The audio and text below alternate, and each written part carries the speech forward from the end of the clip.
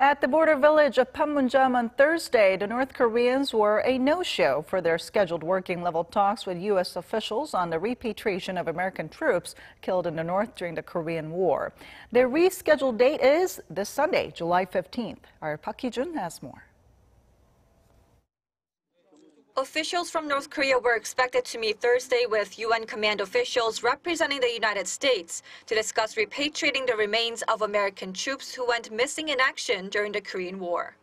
Returning the remains was something North Korean leader Kim Jong-un promised to do when he met last month with U.S. President Donald Trump in Singapore, and it was considered a huge step forward in building trust between Pyongyang and Washington.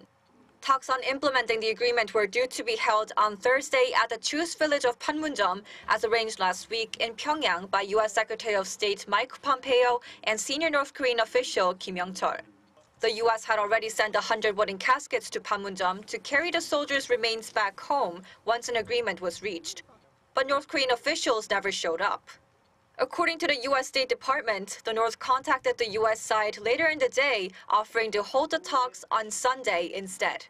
Seoul-based Yonhap News Agency, citing government sources, also reported that Pyongyang proposed holding them at the general level, strongly hinting that the North wants a senior U.S. military official present at the negotiations.